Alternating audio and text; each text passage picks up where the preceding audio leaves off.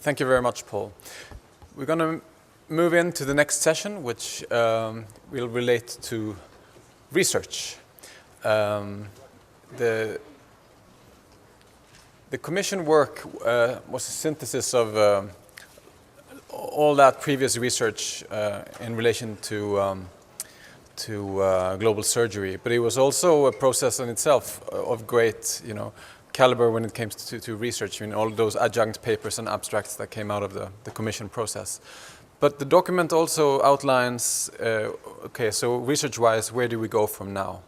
And it's an honor to introduce our next speaker, Richard Sullivan, who is a professor of global cancer policy at King's College in London. And Richard is a good friend and a commissioner of the Lancet Commission. He holds an MD and also a PhD in pharmaceutical engineering, as I understand, and has a great personal experience from working in very austere environments.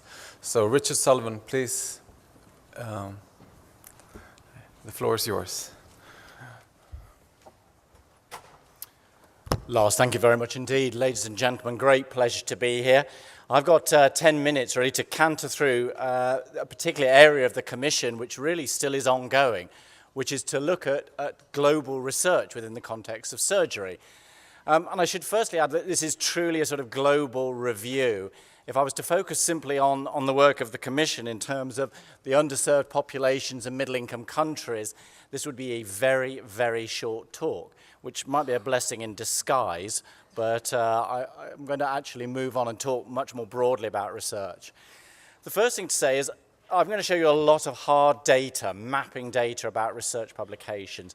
But it's worth remembering that within surgery, an awful lot of innovation and creativity sometimes never sees really the light of day. It never makes it into publications. It's passed on as part of systems development.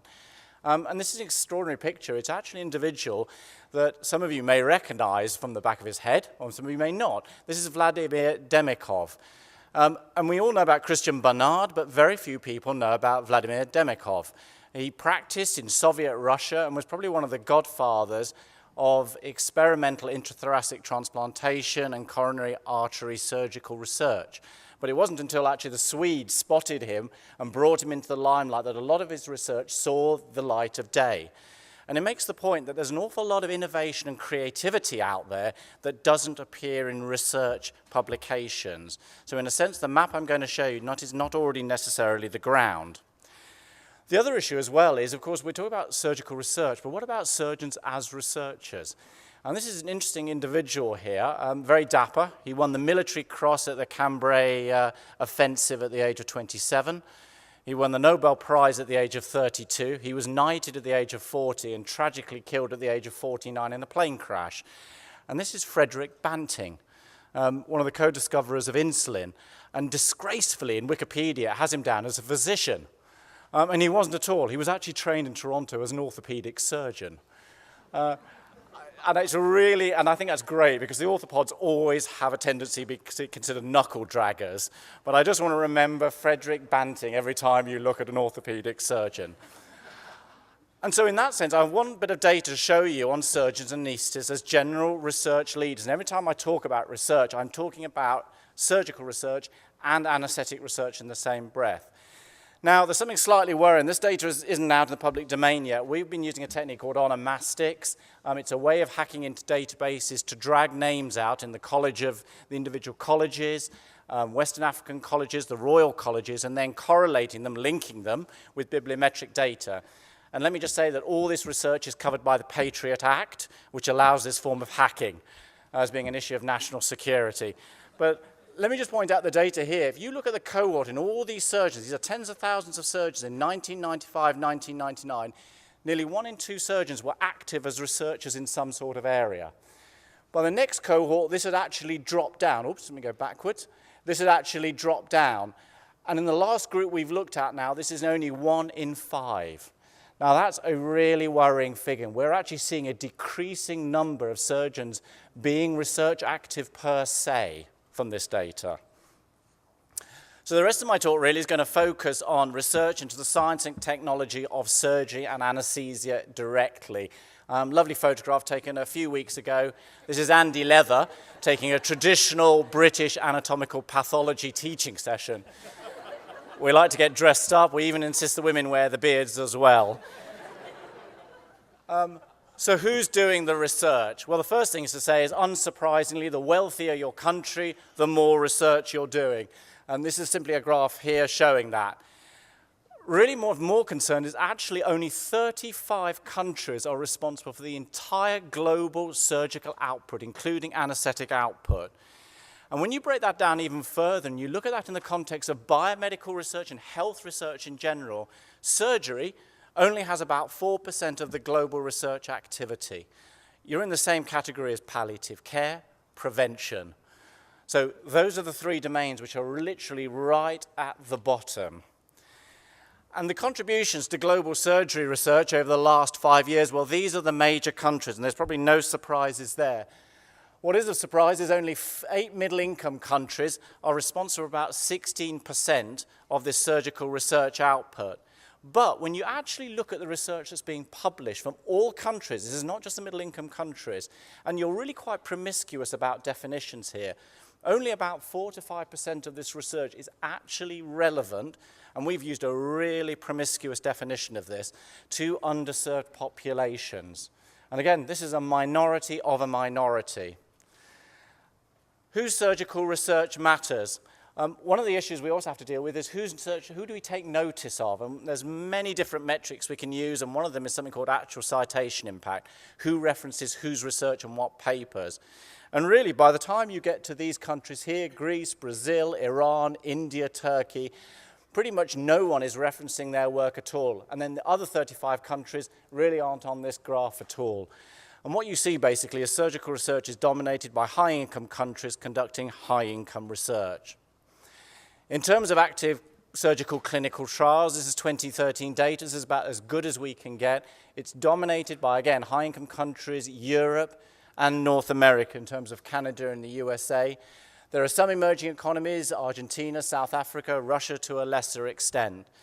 But again, when you strip out the numbers here and you look at it, surgical clinical trials, and again, we're being very promiscuous about our definition of what counts as a clinical trial, only accounts for around 2 to 3% of total clinical trials activity over a 4-year period.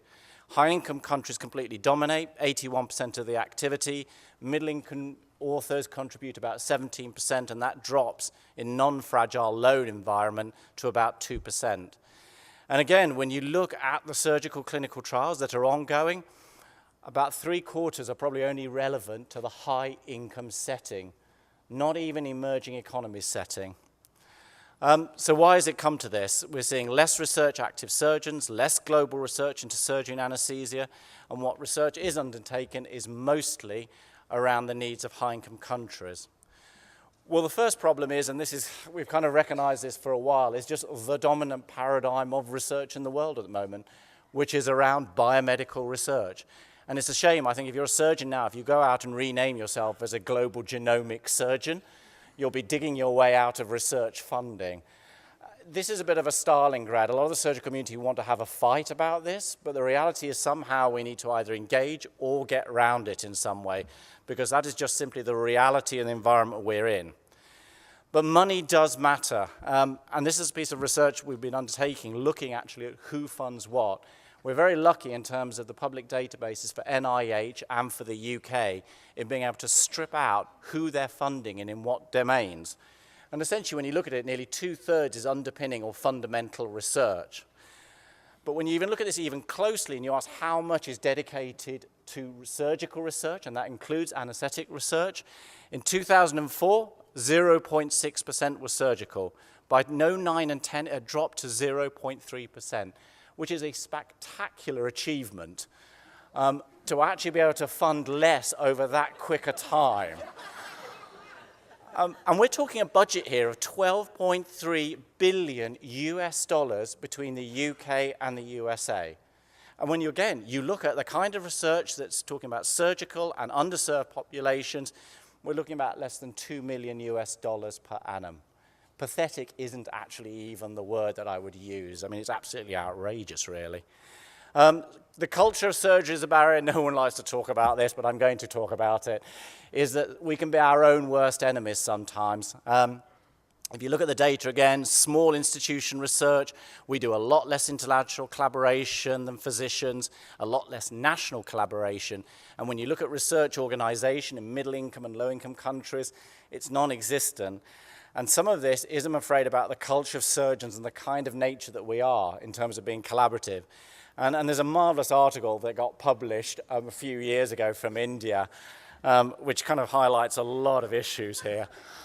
Which looked at the testosterone levels between physicians and surgeons. And I just draw your attention to the conclusions. The conclusion was there's no statistical difference. The reason for the gutsy behavior of surgeons is not linked to testosterone. Surgeons were disappointed to know this, and non-surgeons were amused and a bit relieved.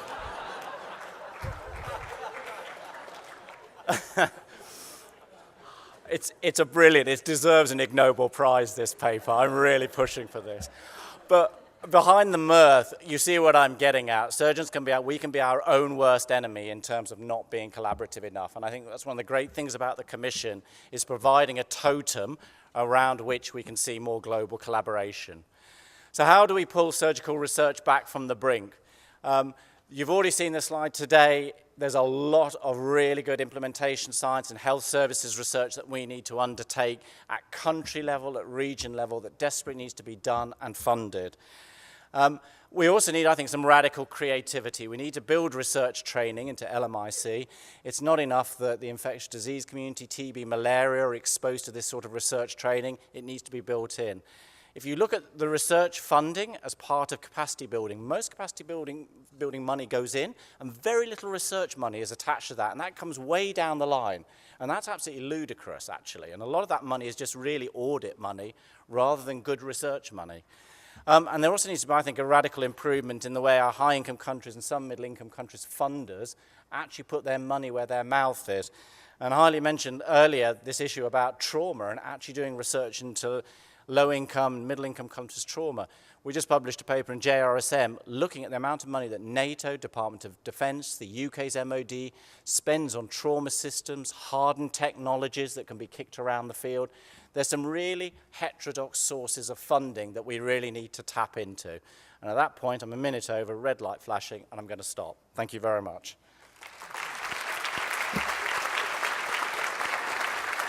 That was great. That was fantastic. We were all really curious about testosterone levels in clinicians. No, that was fantastic. Some really thought-provoking points there.